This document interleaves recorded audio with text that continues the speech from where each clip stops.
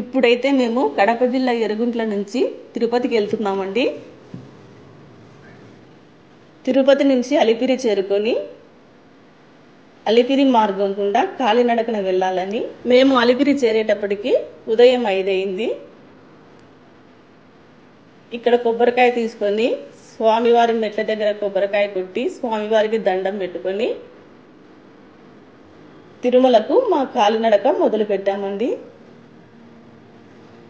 ఇలా కొద్దిసేపు నడిచిన తర్వాత తనిఖీ కేంద్రం వస్తుంది. అక్కడ అందరినీ తనిఖీ చేసి పంపించారు. ఇంకా మేము మెట్లు ఎక్కడం మొదలు పెట్టాము. కొన్ని మెట్లు ఎక్కిన తర్వాత బాగా అలసటేసింది. కొద్దిసేపు కూర్చున్నాము. కొద్దిసేపు కూర్చొని మళ్ళీ మెట్లు ఎక్కడం మొదలు పెట్టాము.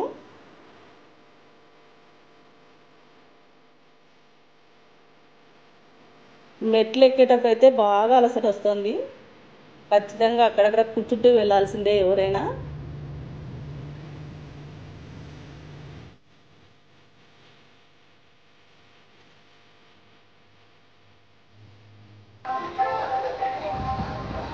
కోరికలు నెరవేరిన వారు, నెరవేరాలనుకునేవారు స్వామివారి మెట్లకు పసుపు రాసి కుంకుమ బొట్లు పెట్టుకుంటూ కర్పూరాలు వెలిగిస్తున్నారు.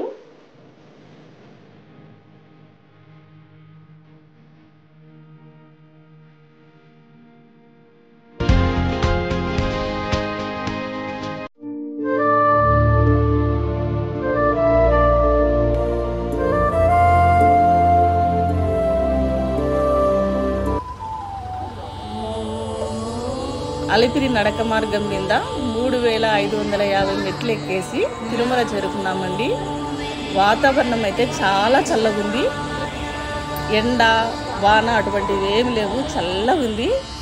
తిరుమలలో అడుగు పెట్టేటప్పటికి ఎంత మనసు సంతోషపడిందంటే, ఇంత కష్టపడి తాపల పైకి ఎక్కి వచ్చినా కానీ ఆ అలసటంతా పోయింది తిరుమలలో అడుగు పెట్టేటప్పటికి. ఇక్కడ వాతావరణం అయితే చాలా బాగుంది. మాకు దర్శనం వచ్చేసి రేపు ఉదయం 7 గంటలకు ఇచ్చారు. సో మేము రూమ్ తీసుకొని కొంత ఫ్రెష్ అయ్యి ఇక్కడ నైట్ వ్యూ ఎలా ఉంటుందో మెయిన్ టెంపుల్ దగ్గరికి వెళ్ళేసి చూడాలి అని అనుకుంటున్నాము.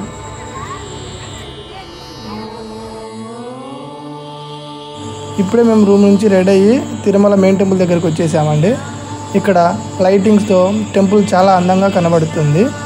ఇక్కడ కళా వేదిక కనబడుతుంది కదా, ఇక్కడ వచ్చేసి స్వామివారికి కచేరీలు జరుగుతూ ఉంటాయి. ఇది లైటింగ్స్ అయితే చాలా బాగుంది.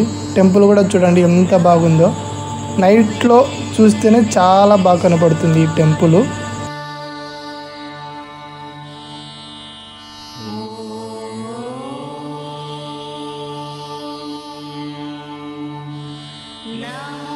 కళావేదిక అండి. ఇక్కడ స్వామివారి గోవిందనామాలు చాలా అద్భుతంగా పాడారండి. మళ్ళీ మళ్ళీ వినాలా అనేలా ఉన్నాయండి ఆ గోవిందనామాలు. స్వామివారి రథము,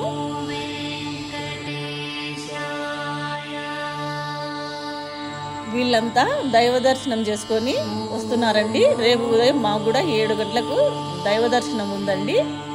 ఇప్పుడు రూమ్కి వెళ్ళి రేపు మేము కూడా దైవ దర్శనం వెళ్తాము. పక్కన కోనేరు కూడా ఉందండి.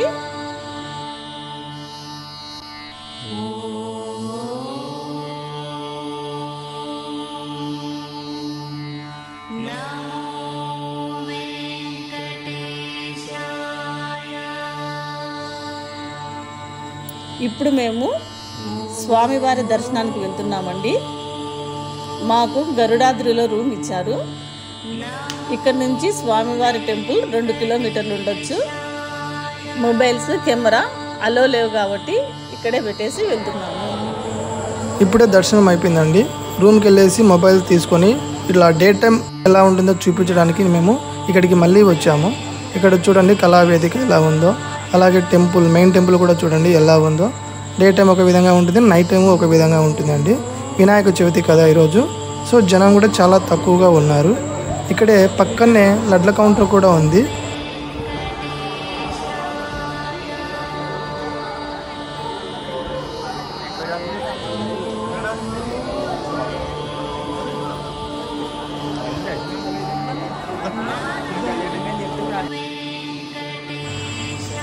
ఇక్కడే అండి లడ్లు ఇచ్చేది.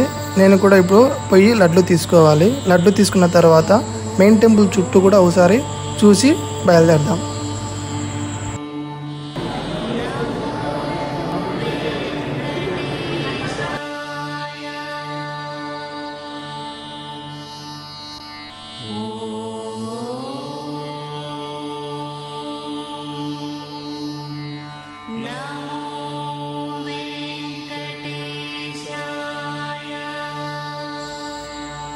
ఇప్పుడు మేము మెయిన్ టెంపుల్ వెనక భాగం నుంచి వస్తున్నామండి.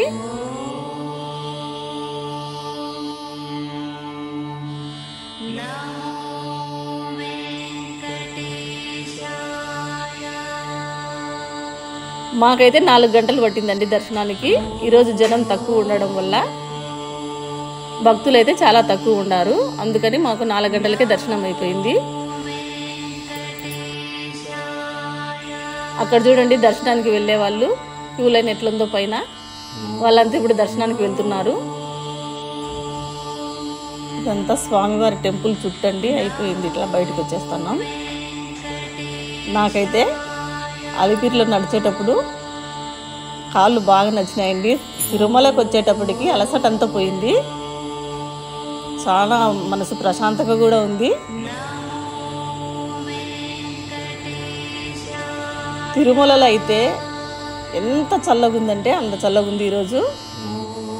నేనైతే మెల్లిగా నడుస్తున్నానండి. మా పిల్లలు పాపం నా కోసం వాళ్ళు కూడా మెల్లగానే నడుస్తున్నారు.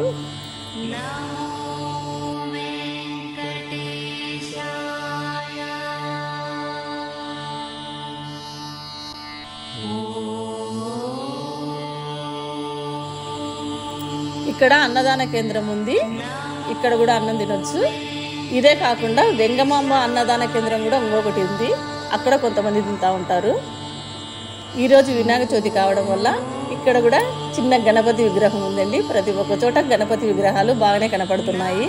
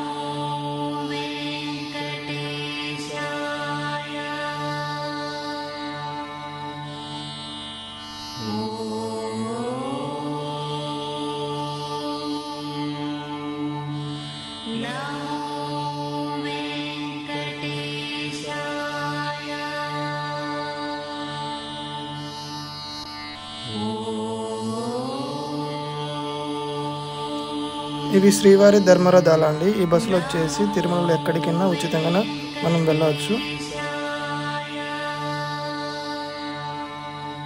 మాకు గరుడాద్రిలో రూమ్ వచ్చింది కదండి. ఇట్లా రూమ్ పక్కలోనే ఒక పార్క్ ఉంది. బాగుంది. పార్క్ కూడా ఒకసారి చూద్దాము.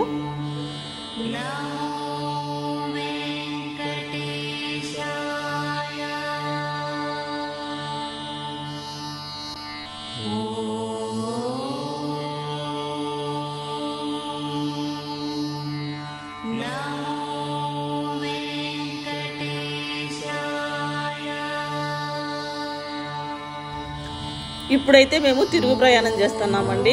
బస్సులో వస్తున్నాం.